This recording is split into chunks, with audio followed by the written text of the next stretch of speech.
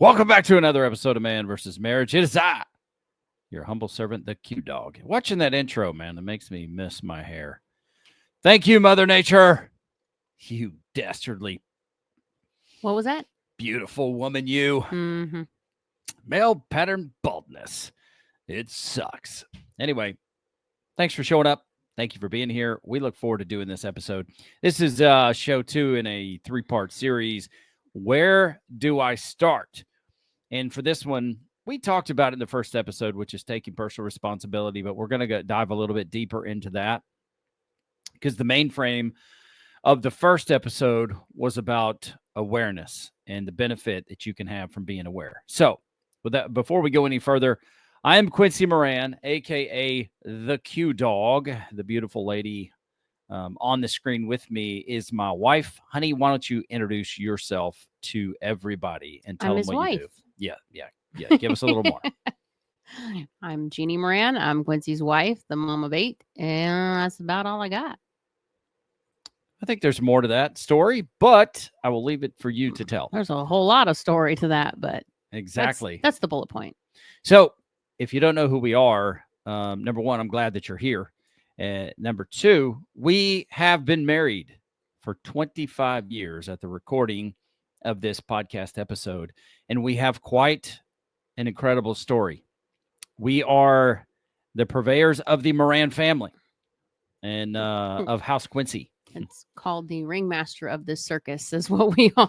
Fair point. In addition to that, we were both told at one point that we couldn't have kids, and that's where they got it wrong because now we have 8. And they range from 23 years old to 17 years old. That sounds like a weird gap because there's not 8 years worth of time between all the kids. But we had a boy, then we had triplets, and we had another child, and then we had twins, and then we had another child, which constitutes this. We had one boy, and then we rifled out 7 girls in a row. Punches and bunches, as Rocky Balboa would say. And come about the 10-year mark, we had 8 kids at the ages of 7 and under with a diagnosis of autism, medical issues out the wazoo, like things you couldn't imagine, financial duress. We were eating out of a food bank for the majority of our food. We were losing our home, and our life was seemingly in chaos. And this marriage that got started, by 2 young, zealous, happily in love people that had hopes and dreams had become more like a contest for survival. And so at the 10-year mark, we looked at what it was we were going through. And it was like, are we going to stay roommates or are we going to make this marriage all that it could be? And so we decided to invest in us. And we have and had an amazing marriage coach, Coach Rita, who invested her time and energy and effort into our relationship. We did the work, and then we transformed our marriage, and it put us on a path. And fast forward 10 years from there, we were in a completely different place. And I was like, man, this has had such an amazing impact on our life, the trajectory of our life, our relationship, our children, our sex life, everything. And I was like, who the heck wouldn't want to know? Who wouldn't want to get to know Coach Rita? So that's where this podcast was birthed. Originally, it was myself and Coach Rita, and Jeannie would come in, as a guest on the show. And then Coach Rita had to step out of the program. And shortly thereafter, Jeannie came on full time, and we've been doing this podcast for 6 years. And that is what we do. We take our journey. And the fact is if we can make it, we believe if you're willing that anybody can make it.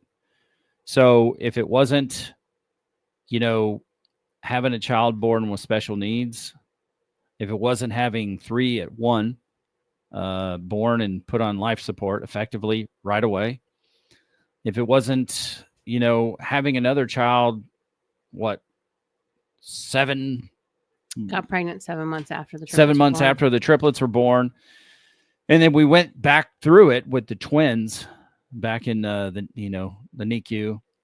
And then to top it off, number 8, having 8 kids. If it wasn't the financial duress, if it wasn't the medical emergencies and the brain surgery, if it wasn't the babysitters who sexually abused our children, if it wasn't almost losing our house, if it wasn't eating out of a food bank, and so on and so forth, maybe our life would have been in a different place. But thanks be to God and his grace that he brought us through all those situations and that we made the choice to do the work, because now we are bringing those moments to this podcast to encourage you to say, if it's what you want, you can achieve what it is you want. And here's what's really cool, and it may suck a little bit. We're not millionaires. We're not famous celebrities. We are regular people like you who's watching this. We have dreams and hopes of becoming millionaires one day. But we're not. We're regular, everyday people. If you see us in the store or have the privilege of sitting next to us in the movies, you'll know that, sometimes life gets the better of us still, but we are here. I wouldn't choose the seats next to us if Kiki's with us. I'm just. Oh, my Lord. Yeah. Then you will really know what our life is all about. Looking at the sky going, God, help me. He's like, I didn't tell you to go to the movies. Anyway, that's what we do. So if you're new to the program, you are welcome here. If you can connect with any of the things that I just said in that short little dialogue, you belong here, and we can help you. If you are willing and your spouse is willing, we can help you get your marriage in a place where it is better than you thought it could be. And it comes at a cost, but the cost is worth it. So if you're not new to the program, what's up? It's good to see you. Well, you know what I mean. It's good to be speaking to you again, and we love hearing from you. So please make sure that you email us. It is Quincy@MVSMpodcast.com. And I'm going to keep that up for most of the show. Selfish reasons, helps me do less editing, but also wherever you might drop back in to see this, it reminds you that you can utilize the email and that we are here. You can reach us directly. We are here to help you. So with that, we're going to talk about personal responsibility. And listen, I don't share my faith a lot on this podcast, okay? But today I will be sharing a little bit about that because it's no secret, I'm a Christian. So a lot of what I do is enhanced and reinforced by my faith. And I seek God's heart in what it is that I do. And so when I went to redefine my life, it only made sense to ask him. And one of my mentors has ingrained this in me. God, where is your heart in regards to me? Who did you create me to be so that I can be the maximum impact on this earth for the kingdom? And so using that frame of mind, there are, I believe, biblical truths that tell us to focus on the things that you can affect, because there are things within your control and there are things outside of your control. And so, the Bible, control freak, you just blew their brain. The Bible tells us it is written like this. It says, whatever things are good, whatever things are lovely, whatever things are edifying, I'm paraphrasing, think on those things. Take action on those things. But let not your heart be troubled. Do not worry about these other things because they are outside of your control. So that's where the truth in my life, as I'd redefined my personal philosophy, and I do screw this up often, but I'm working on it, which is this truth. And I have to tell it to myself often as I'm coaching myself to move forward, which is focus on what you can affect. Some people say, control what you can control. but focus on the things that you can affect. Coach Jack, who I coached football with, there are some things that you can control: attitude, effort, action. You can control those things, right? Mm-hmm. Yes, you can. Well, it is no different here. What is your attitude about your life and your relationship? What effort are you willing to put into it? What actions are you willing to take? So, that to me is where we learn how to take personal responsibility, because you can get a case of the yabbits when it comes to redefining your life and your relationship. And what does that even mean? You can say, hey, take personal responsibility, Dave. If your name's Dave, you're lucky. You'll say, yeah, but what about my wife? Yeah, but this. Yeah, but that. And that means that you've got a case of the yabbits, because you are looking to shift blame on other people as opposed to focusing on the things that you yourself can affect. And I'll tell you, I'm going to hand it over to you here, honey, so that you can talk a little bit about it. But I want to mention a book, and I want to mention a book that really helped me learn how to take information in and then utilize it for good, like not let it go into system overload. But with that, I want you to go ahead and talk about, what your perspective is here, what you can add as far as the conversation goes. So take it away. For the personal responsibility, you mean? Yeah. Okay. Well, again, this is one of those things where once you know it, you have to own it. So, your responsibility in your marriage, your responsibility in your children and raising your children, your responsibility in your role. Do we know what your role is? Have you and your spouse established what the roles are? And I don't mean, women's work, man's work. That's not what I'm talking about. I'm talking about, you know, for us, when we got married and we started having children, the agreement was I'm going to stay home. I'm going to raise the kids at home during the day, not solely raise them myself, but I will care for them during the day. I will take care of the house. I will take care of, at the time, the bills.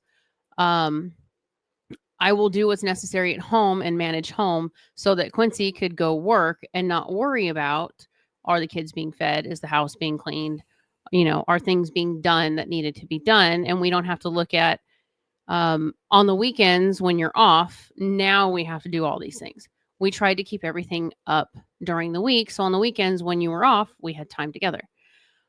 That was my responsibility. Now, when the house wasn't getting done and homework wasn't getting done or things weren't being taken care of a certain way, the things of the house fell to me because that was the agreement. That was our roles that we chose. As we got with Rita, those roles shifted because there were some things that I suck at, like managing bills. I grew up in a house where you borrow from Peter to pay Paul, and then next month you borrow back from Paul to give it back to Peter, and you shift things around. That's not how Quincy works. That's It's really not the best way to do things anyway, but it blew his mind that that's how I did bills. Um, but that was a huge contingency for us because he would come home from work and things weren't done. Well, why aren't things done? I met my responsibilities because my first priority was our children. 7 children at the time that we started with Rita, pregnant with number 8. You had 2 jobs, and laundry didn't get done. Kitchen's a mess. Why aren't these things done? Well, because I had 7 children. I had to run errands. I had to do this. I had to do this. If it was a really crappy day, I probably had at least 2 Crap-A-Lanch episodes. And we had 3 kids with autism. But I still have my responsibilities. My responsibility with my primary was the kids. So here's where we get into the how are we aware and what can we affect. Quincy would come home and, well, why didn't this get done? What did you do all day? I used to get so pissed. Well, what did you do today? That one question, even though it was not meant to be a dig, always felt like, what did I not do today? Like, let me run down my list of crap that I dealt with today. Let's just take the one brown haired child, Tasmanian devilish type personality. And that would explain to you a lot of why I didn't get things done. Now, Rita and I had a conversation because as soon as that question came out of Quincy's mouth, I attacked. I instantly attacked because you don't know my day. You don't know what I'm doing. You don't know what this is. You don't know what that is. I mean, it'd be hard not to attack back when somebody asks a question like that. But here was where Rita helped me. Instead of yelling at you and going off at you and running down all of the reasons why, Rita said, do you think you could ask him to ask the question differently? I didn't know I had the right to do that. Because in what we saw growing up, parent A would say this, parent B would say this, and then they would go back and forth. This is how it happened. This is what we saw. Yeah, it would be the journey of escalation. Exactly. And so Rita brought it to my attention. She says, okay, what can you affect in the situation? I don't know. He's asking me the question and I'm pissed. What do you mean? What can I affect in it? It's not my fault. He asked me the question. He asked me the question. Okay. Did you tell him? When you say it that way, I feel like you think I'm not doing anything. It feels like you're accusing me of not maintaining my roles and responsibilities. No. Why would I tell him that? Well, duh, because it's my job to make you aware of something that was said that affects me in a certain way and say, look, this is what I'm dealing with. When you say that, it makes me feel like you think I'm not doing my job. So, what can I affect in the situation? Babe, do you think you can not ask me that question? It's kind of like, are you okay? I will always be okay. I was pissed because I didn't know. I wasn't meaning to be rude to you. I wasn't trying to make you feel bad. I honestly just wanted, are you okay? It's my job. Are you okay? If you're not okay, what can I do to fix it? But you were so angry. It was just, I will always be okay. That was a shutdown moment. How do we affect those things? Okay. Well, you affect it by how you respond to it rather than biting his head off.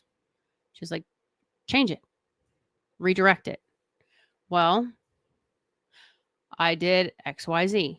Politely tell him I did XYZ because I was real good at just telling you, I did this, I did this, I did this, I did this, I did this. And what the hell do you mean? What did I do?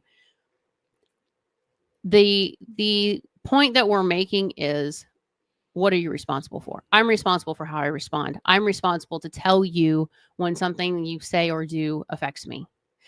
I am not responsible to change how you do it. I've done my part. I've told you, I don't like this. This bothers me. This hurts me. If you could change it, I would appreciate it. Now it's up to you to make that decision. If you don't make that decision, does that change how I respond? Here's the biggie. No.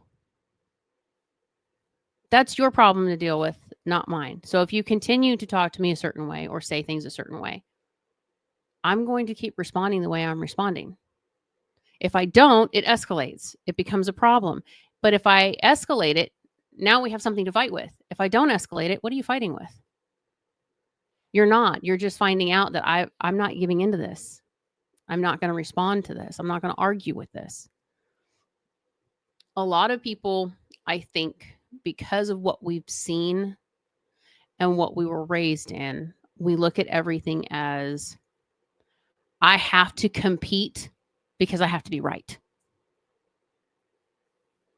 But I don't. Even if I am right, I don't have to be right. If we don't agree on it and you don't like what I have to say, we can agree to disagree. Now, can we compromise and come to a place where we can disagree politely? That's something we have to discuss. Is it something we're willing to do? I think some of the things that she pulled up for me when it came to owning my own responsibility was I'm not responsible for how you react. I am not responsible for how you respond. I am not responsible for how you feel, unless there's a caveat. I'm the reason you feel that way. If I said something or did something that caused that feeling, I am now responsible to own that, even if it's unintentional, and make it right. That's my responsibility. Well, I think too, you have to be able. It's important to develop the skill set to talk about things that you disagree with or that you're frustrated about, because it's hard to go work hard all day and to pay, for your home or your vehicles. And then when you show up to your home or your vehicle and it's a disaster, that can be demoralizing. So while Jeannie could ask the question differently, so could I. And I could express to say, when I come home and things are XYZ, this is how, this is why it frustrates me. So maybe you can do something different on your part. Maybe I can do something different on my part, so we can both achieve the goal that we're after. Now, it's no secret that when I stay home with the kids, things were different. Like, I take a different approach. Mm-hmm. Um, and we do things differently, which is what complements us so well. Well, and it helps the kids. It helps to create a different environment for the kids too. They when it's just you, they gravitate towards certain things that they get to do that they don't get to do with me, or things that might be frustrating for me because there's so many people that it doesn't bother you. That is your vein you work well in, and they get the best of both worlds. Yeah. And so, just, relative to the condition of the house, the older they get, the more I like to teach and train and shift responsibility, you know, to them. So we instill that in them. But one thing, that I definitely want to say is, it was when we first met, it was Jeannie's, like, she wanted to be a stay at Mm-hmm. home mother. And so there are sacrifices that have to be made. Now, in this day and time, there are so many people talk derogatory, like they talk in a derogatory manner towards women who want to stay home and and raise the children. I think that's bull crap, because if it's what you as a mother want to do, don't let people make you feel less than because you're not out working a career outside of the home. It's a full-time job And at nobody says home. you can't have a career at home. Very true. But just don't allow this wacko vein of feminism to get in your mind and make you feel like you're less than, because you are working to further society. You're taking responsibility for your children. Now, if it's your choice to work and have other people raise your children, that's for you to decide. But there is this nasty connotation towards women who would stay home to raise their family, like it's some controlling piece of the patriarchy. A lot of people thought I did it because we had too many kids. We couldn't afford childcare. No, we had too many. We didn't have too many kids. We had the kids we wanted, and I wanted to stay home and take care of them. Yeah. It had nothing to do with the cost of childcare. It had everything to do with we wanted a large family. They told us we couldn't have any, and then we continued to be blessed with more each time. Yep. And we both believe, and it's what we've lived through, that we would be provided for.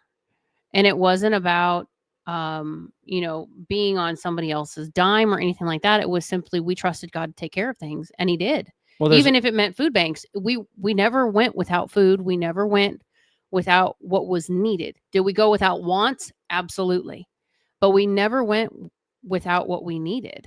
yeah. And I just look at it and I go, what You made a sacrifice not to have a profession outside of the home. It was your choice to do so. And I believe that it created an immense amount of value because you spent your time and energy building our family. Well, we've got really great kids. And so if anybody is trying to, if anybody's trying to talk down to you, if you're a mother listening to this, or if you're a husband listening to this and you're taking any kind of heat or static over having an at-home mom, etc., double barrel, man. It's you will have to make some sacrifices depending on what career you're in, but the sacrifices are well worth it because, and look, I love my teachers in high school. I love them. But there's a certain beauty about teaching your children, challenging your children at home, that homeschool, affords people who can do it.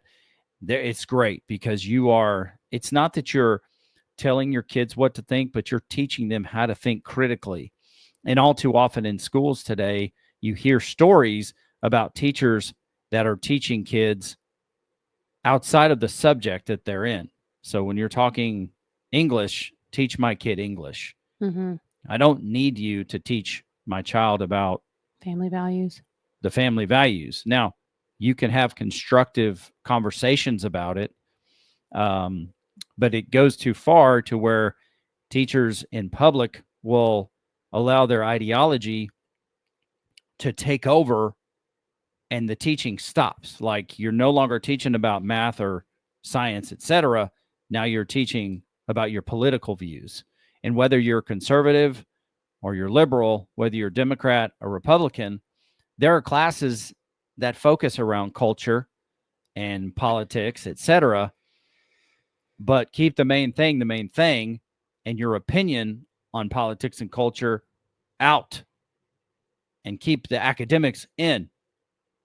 And then if you want to teach things about politics and culture, then sign up to teach those classes. Now, it will be discussions, in English class, they'll talk in history, they'll talk about those things. But you have the opportunity when you homeschool to really emphasize what it is that your family values are. And then let's say they go to high school, then you have the opportunity for those values to be challenged, so which I'm not opposed to. I appreciate. This is one of those things where okay, I'll adapt this to personal responsibility because I was responsible for teaching the kids. We learned what the kids wanted to learn. We learned how the kids wanted to learn. We do that a lot in things that we do together. I'll use this. Rita used this for me because Quincy's dieting was a huge pain in the ass for me for years. Because when we first got married, he was up and down. And if I got pregnant, we both got pregnant because he ate my extras. So when I had to tell him your weight is causing a problem for us in the bedroom, I had to find a way to say that without being an a-hole about it, because this is one of those places that you are very emotional about, and it's a personal, what's the word I'm looking for? It's something you would come down on yourself for anyway. Yeah. So I had to be cautious with how I said it. So when Quincy started doing diets and things of that nature, he always researched something and then came back and said, okay, I'm going to do this. And my brain would go, crap. Because that means the grocery bill is going to change, the shopping is going to change. And 9 times out of 10, he came home and said, I'm going to start doing this on Monday. And I go grocery shopping on Friday. And Quincy knew I would go grocery shopping on Friday. And I would come home and he would tell me on Saturday, on Monday, I'm going to start this. And I just lose my crap because here we go again. Mm-hmm. Now, Rita brought it to me and said, because I would get mad. It's like, okay, well, first we're going to have to change groceries. I just bought groceries. None of that stuff on your diet. So now I got to go buy more food. Then Quincy's going to get upset because we got to spend more money on groceries, which is a contingency for us. It's one of those things that we argue about. So I came back to Rita and I'm like, what am I supposed to do with this? Like, how do I argue this without arguing this? Like, I don't understand. So Rita said, well, what's your responsibility in it? Explain that. What do you mean, what's my response? It's his diet. Okay, it's his diet. What's your responsibility in it? I don't have responsibility in it. It's his diet. Okay, but you do the grocery shopping, right? Yeah. Okay, what's your responsibility in it? Find out what he needs, make sure we have it in the house. Okay. What about the budget? What's your responsibility in it? We discuss what we have to spend, and I'm supposed to try and stay within that budget. I'm supposed to stay within that budget. I always say try because it's rare that we stay in the budget. But she knew that about me. And she was like, okay, so again, what can you do to impact the situation that is your responsibility?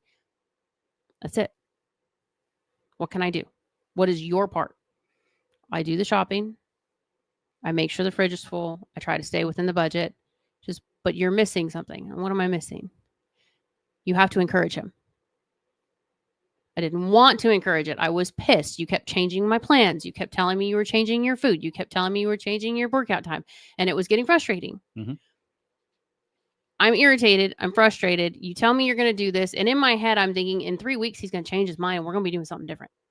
Because that was in the beginning of our marriage, that was the pattern. And so Rita was like, but are you responsible for Quincy? No. Are you responsible for his decisions? No. Are you responsible for his actions? No. Okay. What is your responsibility as Quincy's wife? To love him, to encourage him, to help him, to be there for him in any way I can. Okay. Those are the only things I had to do to impact what was going on. Now, whether that was impactful to you, I don't know. Until you got to the point where you made the conscious decision to flip the switch and then you put everything into it and you found what worked for you. And we went through all of the things. None of the stuff prior to that was really impactful on my part, but I continued to do it. Why? Because that's my responsibility. That's what I accept as my part of this journey. I am to support. I'm going to do the things that you ask me to do. I may grumble. I'm not going to lie. I wasn't always pleasant. I would grumble. I would roll my eyes. I would make smart ass comments. If I didn't, I wouldn't be me. But it was done in jest. It was done in fun in a way that we weren't. Not in the beginning. No, but I'm saying as we went along and Rita started opening my eyes to what am I responsible for? Mm-hmm. I was getting pissed off about things. She's like, but it's not yours to do. It is his to. If he wants to do this diet, he needs to research the diet and find out what foods he needs to eat. He needs to research and find out what kind of recipes he needs to have. Not me. Mm-hmm. That's not my place. Even if I'm the one doing the cooking, it is not my place to find out what it is that you're supposed to do. But when you got to the point where you met with PJ and you were going balls to the wall and this is what you were going to do and you were going to change your life and things switched, all that encouragement up to that point made it that much easier when you finally clicked in and went full for what you wanted. Because now it was just second nature to us just to go along with whatever. My responsibilities changed a little bit because PJ put some extra things on my plate, but that helped me because it was PJ pulled me aside and said, you know, when he's having a tough day in his workout and he's grumbling about it, do not coddle him. Do not just, well, you know, you tried your best. Just, no, he didn't. Push him. Okay, well, could you have gotten one more? Could you have done a little bit better? Could you have? She was, I'm not asking you to make him mad. I'm asking you to question him because he has to determine in himself, could I do a little more? Mm-hmm. Am I doing my best? Am I making my full effort? That was my job now. And it wasn't to be a dick about it. It was just to ask the question, same way Rita asked us. Did you do your best? Well, it all too comes with permission. And so We were at that phase at that we were time. I learning mean, about giving each other permission, but also, in many of the things that PJ taught me, she's like, "Hey, dude, these things," she's like, "be smart about it. What have I taught you? These are do these things as a clinical trial." This was all after, my first episode with diverticulitis and whatnot. And so I had the right intention. I just had poor execution. And you learn those things, like just even with the diet alone, which is like, I'm starting this on Monday.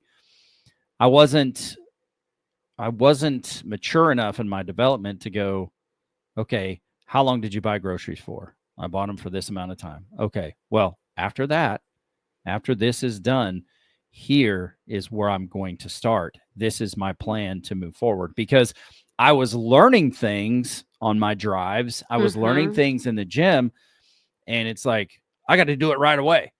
And, that caused conflict. But the more mature we got in the process, the more we understood how to put these plans together. But it took you focusing on the things that you could affect. It took me focusing on the things I could affect, or we had to take responsibility for ourselves and then come together and create our plan together. And um, it's easy to get frustrated and upset. But one of the things that really helps in this is one of the tools that Coach Rita taught us, which is, don't take these things personal. Like, Jeannie would want me to help her with accountability. And so here's what I learned about accountability. And she's like, I want you to keep me accountable to this. And then she would go to the refrigerator and she would start to get candy or ice cream or whatever. And so I would say, hey, you said this or that or the other thing. She'd get mad at me and she'd like lash out at me. And I would take it personal until I learned that, and this is another one of those truths that I feel like the Holy Spirit taught me, which, what is accountability? Accountability is simply an echo. And what is an echo? It's when you say something and you hear your own voice. So the mechanism to holding someone accountable is not you holding Harping. them accountable. It is you repeating what it is they've asked you to do. So it's really yourself keeping you accountable. I'm the I'm the deliverer of the message. I'm the mailman. But if you don't learn how not to take things personal, and then to maintain your focus on the things that you can affect, you're going to continue in these cycles, getting a case of the yabbits and going around the mountain, so to speak. Um, so that's where it's very important to understand and identify what is my responsibility in this situation. And so I want to tell you one of the things that was game changer for me, because I got really big into, right now I'm really big into just listening to podcasts all the time. Um, but I got big into listening to books, like audiobooks. And I can't even remember where I heard about this, but the book is called It Takes What It Takes by Trevor Moad. Now, keep in mind, this dude spoke, he was like a personal developer for the likes of Nick Saban and Dabo Sweeney in their college football programs. So this guy went and challenged people on how to grow mentally and emotionally. And he found himself in the middle of a divorce. And it's like, wait a minute. I coach people through this stuff, and now Mhm. I myself am getting a divorce. And so the foreword is written by Russell Wilson, and he teaches you. And the reason that it takes what it takes, and there's a second edition of the book out that I need to get on, is because he teaches you the value in neutral thinking. So whatever you are telling me becomes information. That's all it is. Mhm. I associate the emotion with what you're telling me. So you tell me XYZ. Now, when it gets into me, it processes in my mind. I have the ability to say, okay, I'm going to react emotionally and lash out at you, or I'm going to respond appropriately, or I'm just going to take the information in and let it be what it is. And there is a significant amount of value in being able to do that, being able, whether it's in your personal life or your professional life, whether it's in your married life or your parenting life. Neutral thinking empowers you. I hate to use the word empower because it's so prostituted these days, but it empowers you to help yourself grow and mature as a healthy adult. Well, it also gives you the opportunity to assess a situation, because there are times where I'm offloading things to you. You can respond, you can react, you can take it as information. When you don't know which one you're supposed to be doing, that's the moment where you say, okay, I've heard what you said. What do you need from me? Do you need me to listen? Do you want me to help? Or do you need me to actually do something? Mm-hmm. Which one of these things am I in? Because once you're neutral, you don't have a response until you have a direction. And it leaves things open, because now you're not just feeding into whatever chaos I'm throwing out there.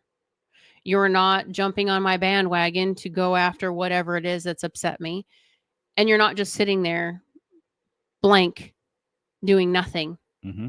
and making me feel like I'm talking to a wall. It gives you the opportunity to allow your spouse to choose for you. What do you need from me in this moment?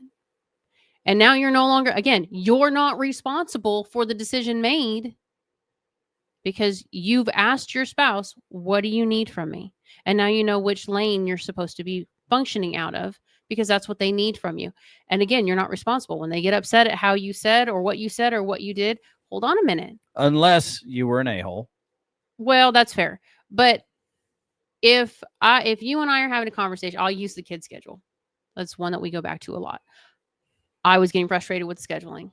Quincy, when they were all at home during COVID, it was pissing me off. I didn't like how things were functioning. I showed him how the schedule worked, and Quincy said, well, this is what you should do. This, and this. And immediately I got pissed. I don't want you to fix it.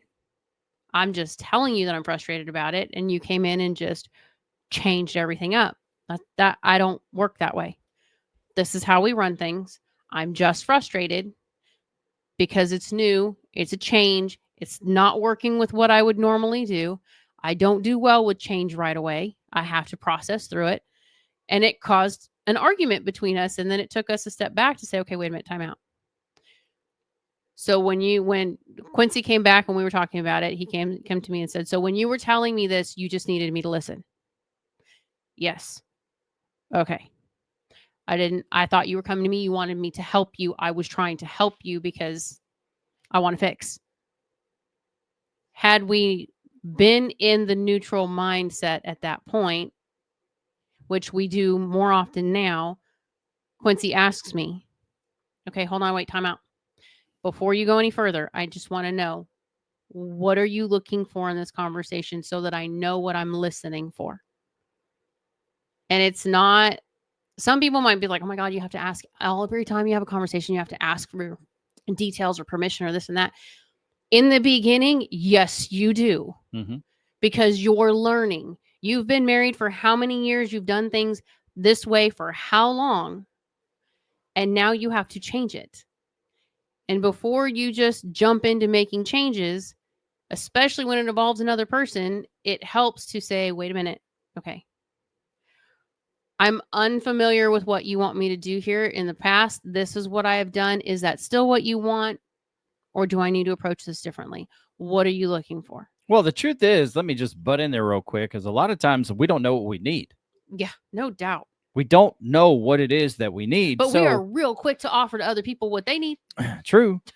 So what do these exercises do is you're learning, number one, you don't have what you want in your life. That's where this podcast. So we're trying to fix it. Number two, there are gaps in your ability to communicate effectively with your spouse. That's why you're at this podcast. You want to enhance something about it. So if you are out there going, oh my Lord, do you have to do X, Y, and Z? Do you want something different? Yes, you do. So allow these things to happen. Now, as you go along, you guys will develop a cadence in your conversation when you do your check-ins.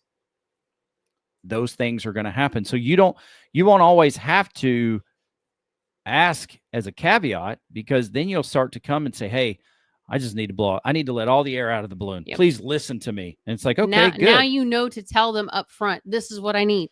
And it makes things so much easier. Yeah.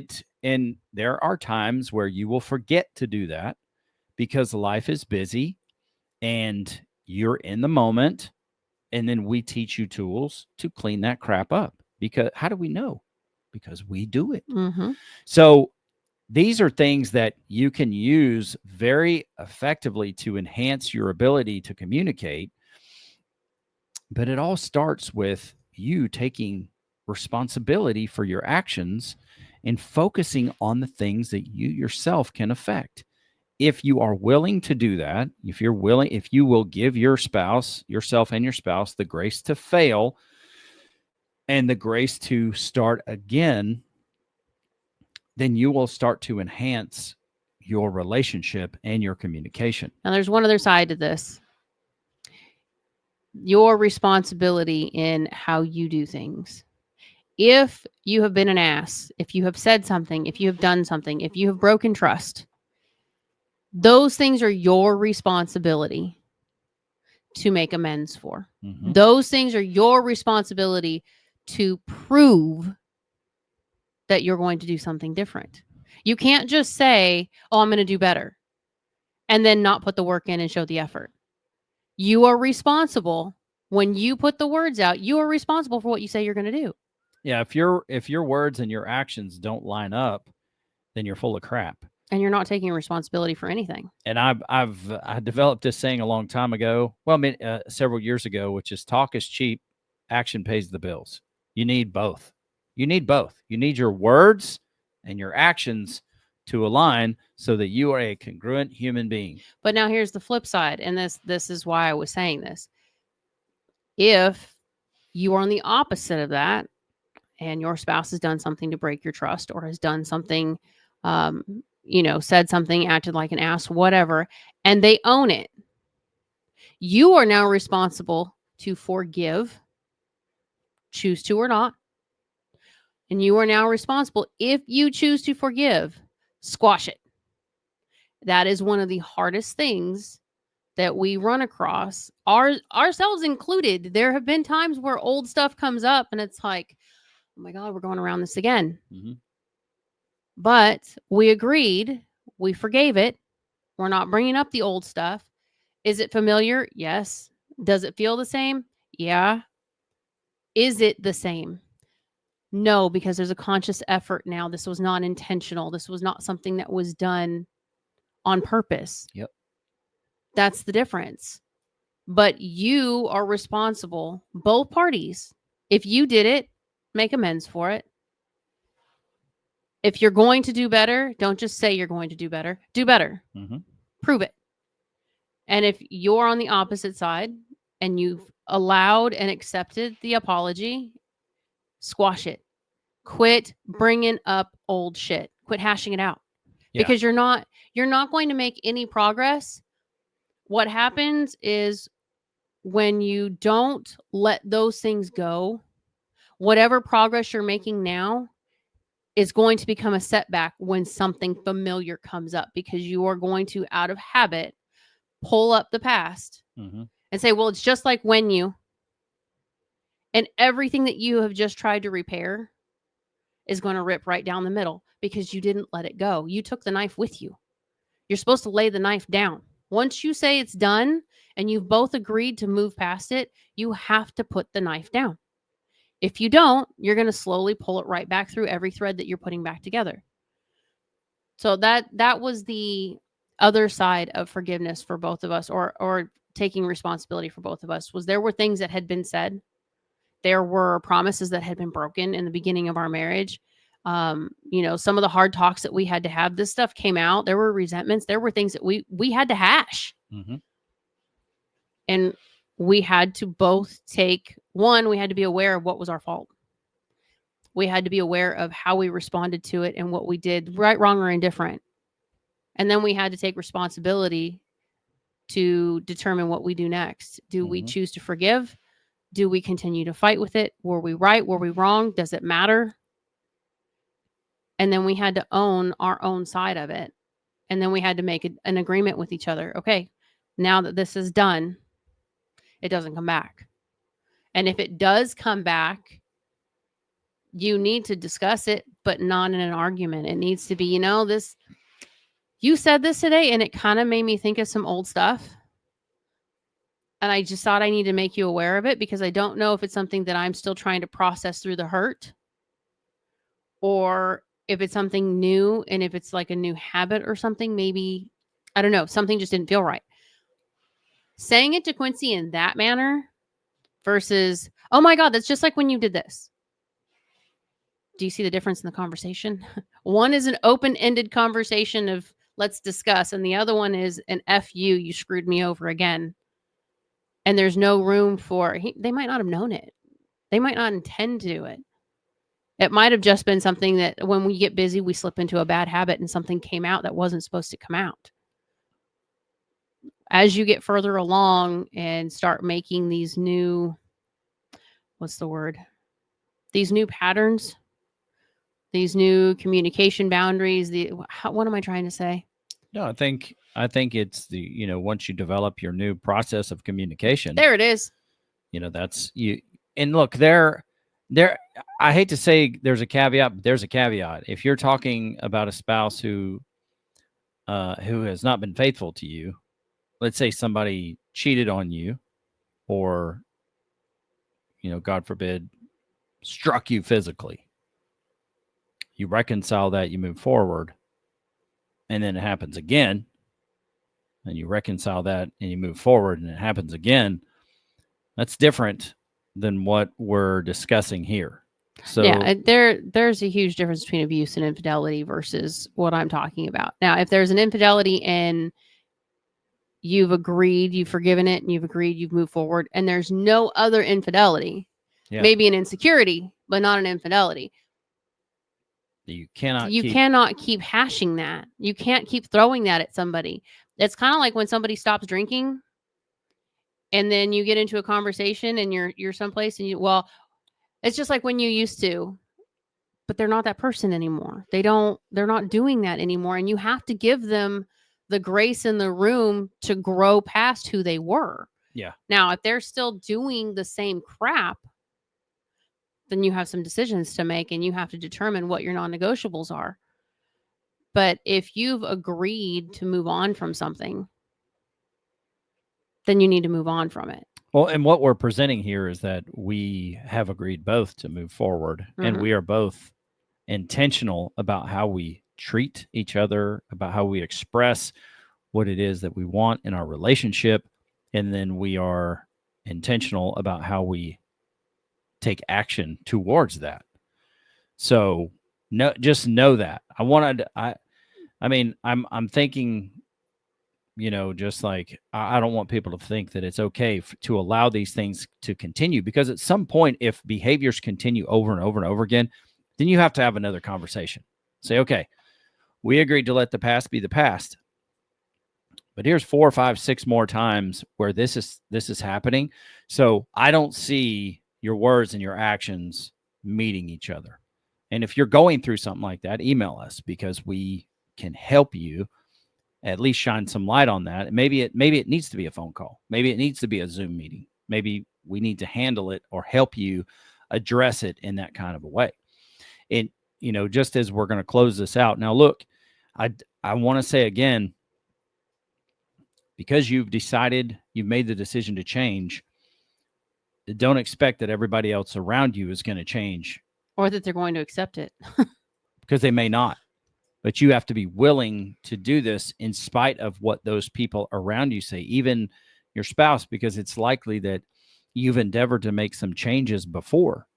But the goal, in my mind, The goal is to become someone you can count on, someone that you can trust. Like, are you a man that you can count on? Would you be like, if you stepped out of it, would you be a man that you could count on? Would you be someone that's a credible source that you, like your yes is yes and your no is no? And if you're not, you need to build that.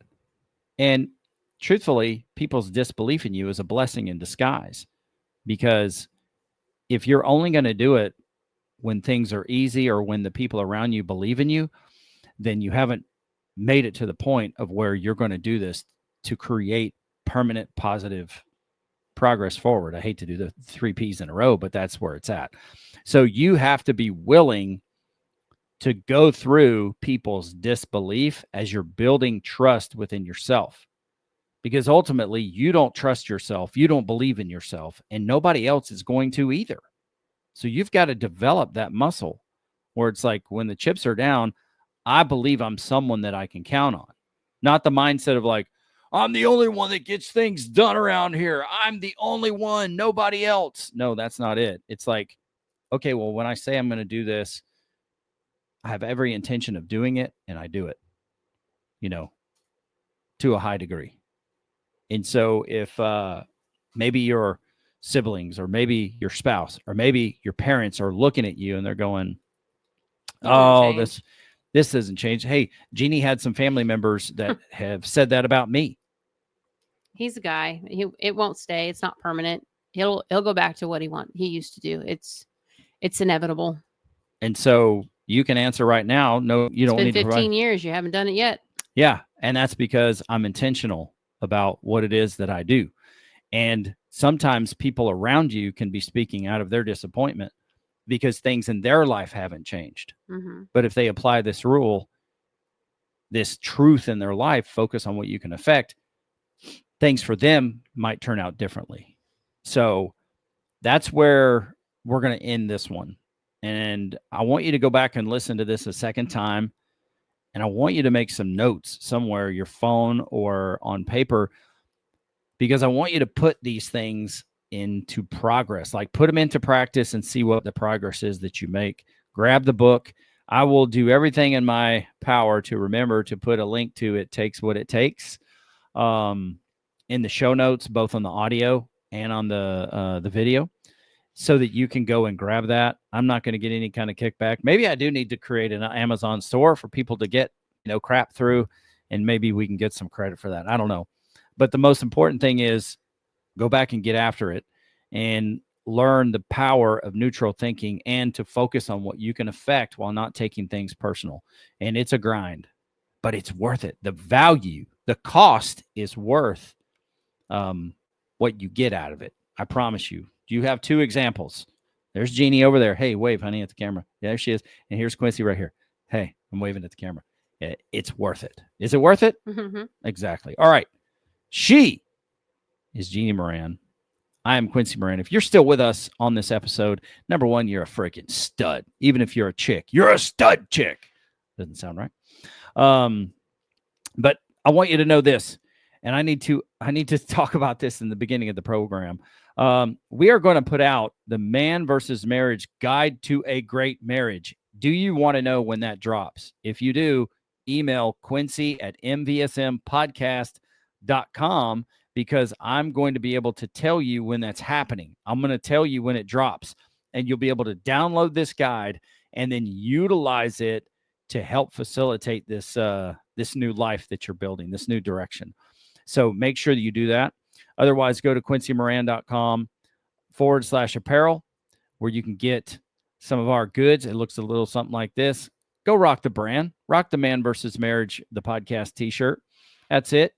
If you go there, you buy it, you go out, and you'll start to impact the culture around you.